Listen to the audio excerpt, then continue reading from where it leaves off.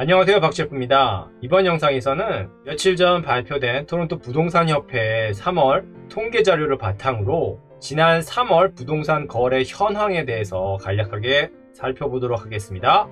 자, 우선 첫 번째로는요, 주택 거래량 변화를 볼 수 있습니다.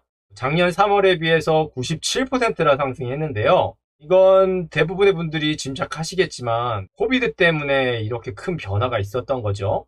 물론 거래량이 많이 증가한 건 사실입니다만 코비드 상황으로 3월 중순 이후에는 거래가 거의 없었기 때문에 사실 그렇게 의미가 있는 데이터는 아니에요. 그래서 1년치를 살펴보면 조금 더 제대로 된 흐름을 파악할 수 있는데요.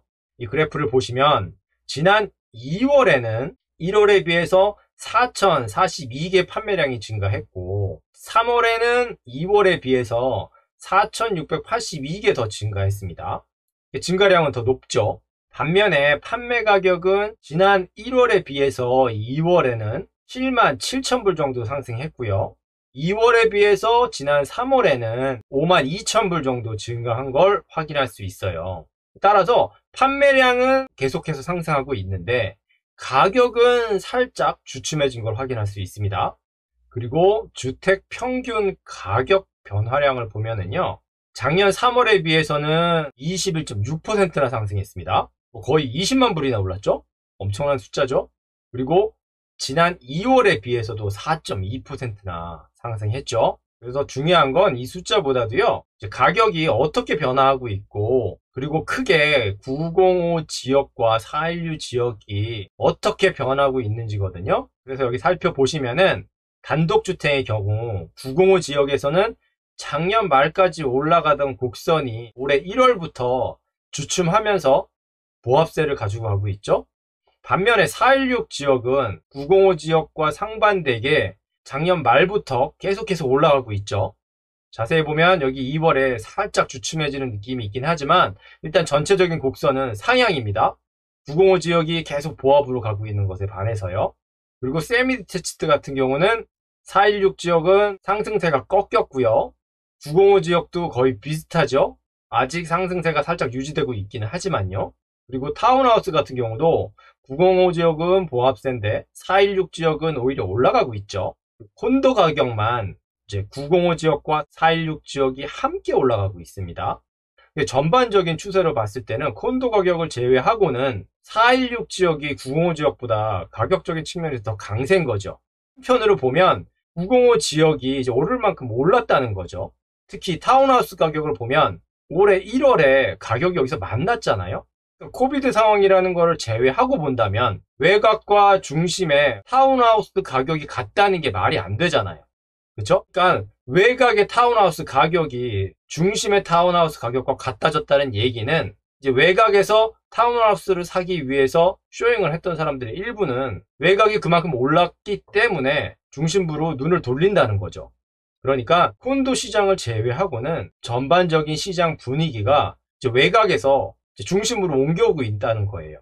그리고 또 하나 여기서 보셔야 될 게, 자, 작년 3월 고점이 여기 있잖아요. 그런데 단독주택을 봐도 그렇고 세미를 봐도 그렇고 타운하우스를 봐도 그렇고, 자, 단독주택을 보시면은 작년 마치 고점이 여기였는데 이 고점을 쭉 따라가 볼게요.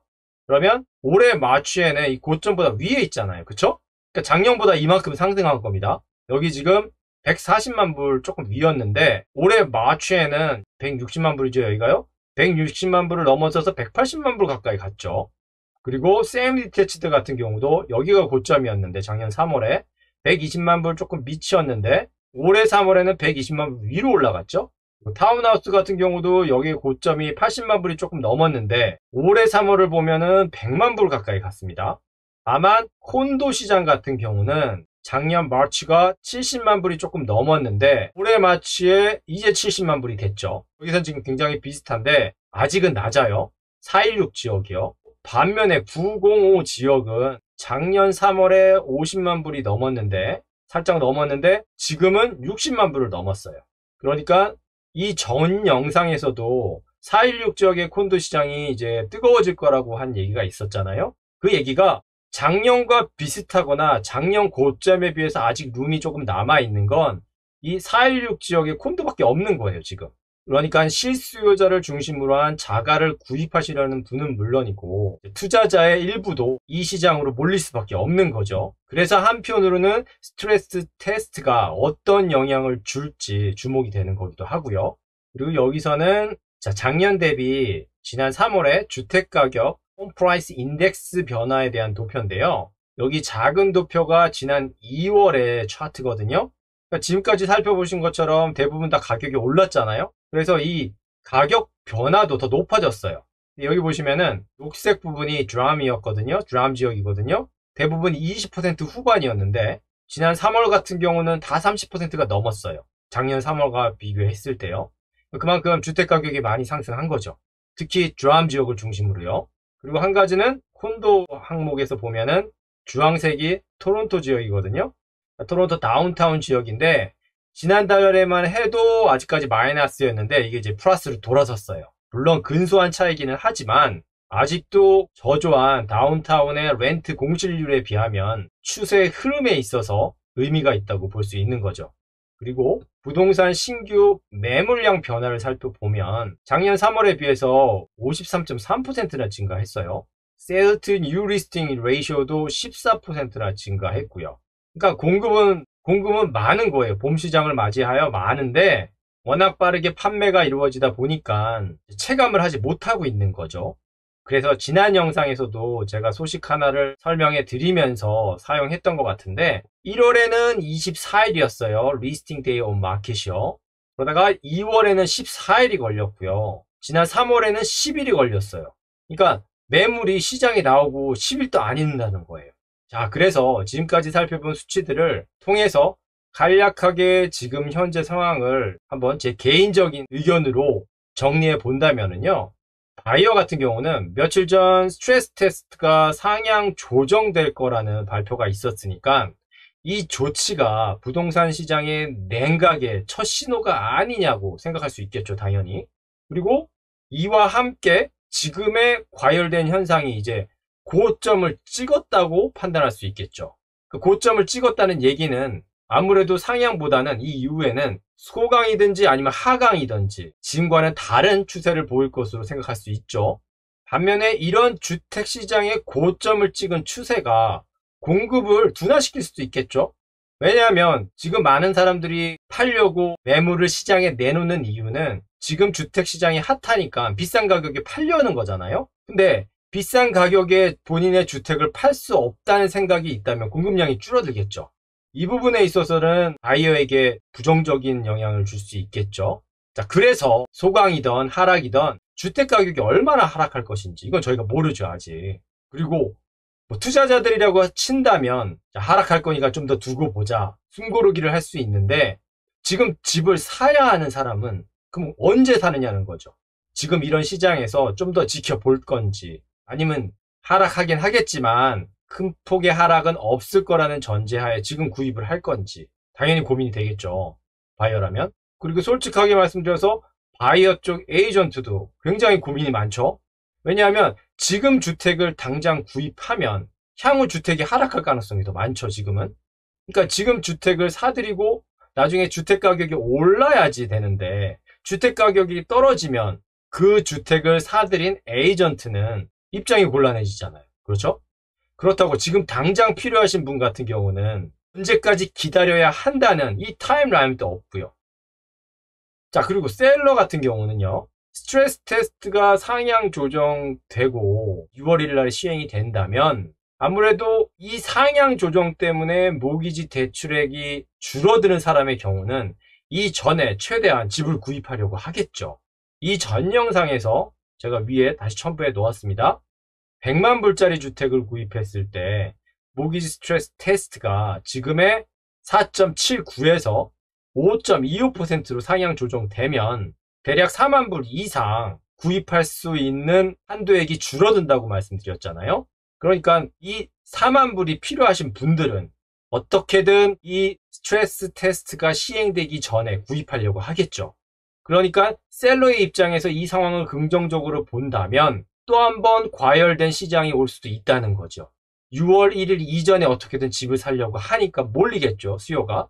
그리고 또 하나는 지금 락다운 된 상태죠. 일요일 현재 코비드-19 확진자가 팬데믹 이후로 가장 높은 수치를 찍었거든요. 그러니까 이런 상황에서 공급량이 줄어들 수 있다는 거죠. 사람들이 주택을 팔려고 잘 안 내놓을 수도 있겠다는 거죠. 이건 뭐 정말 두고 봐야겠지만 이렇게 생각할 수도 있죠. 특히 셀러는요. 그래서 지금 시장이 살짝 바뀌는 분위기인데 셀러는 어떻게 움직여야 할까요? 어떤 사람은 방금 전에 제가 말씀드린 두 가지 이유에서 기존의 가격을 고수하는 분도 있을 거고요. 또 다른 셀러들은 제가 방금 전에 바이어 쪽으로 말씀드렸던 얘기를 바탕으로 할 때 아무래도 가격을 낮춰야 하지 않을까 하고 생각하시는 분도 있겠죠.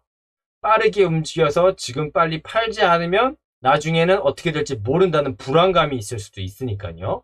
그래서 제가 이 바이어 측과 셀러 측의 양쪽 상황을 말씀드리면서 제 나름대로 내린 정리가 여기 보시면 또 다른 눈치 싸움, 시간이 갈수록 바이어에게 유리할 수도 있는 거래. 하지만 핵심은 결국 부족한 공급량 때문에 주택가격은 우상향할 수밖에 없죠. 예를 들어서 2018년도 모기지 테스트가 발표되고 나서 주택가격이 하락했지만 사실 2019년도에 가장 슬로우했다가 2020년 말에는 거의 회복됐거든요.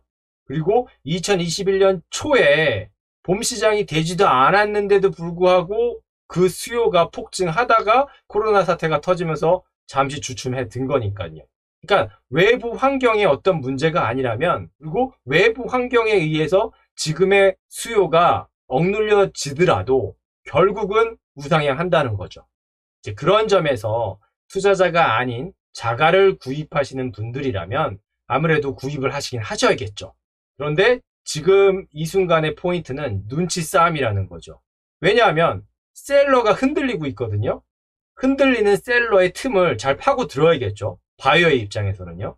셀러의 입장에서는 이 시장을 포기하고 다음 기회를 노리든지 아니면 어떻게든 이 기회에 조금이라도 저렴하게 주택을 구입하려는 바이어를 잘 붙잡던지요.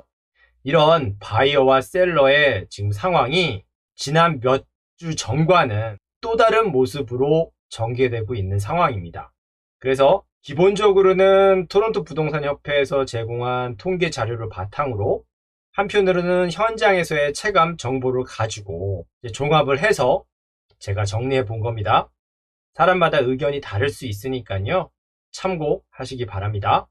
네, 이 정도면 지난 3월을 지나서 현재 4월 중순에 가까워지고 있는 현재까지의 부동산 현황을 간략하게나마 정리했다고 말씀드릴 수 있겠네요.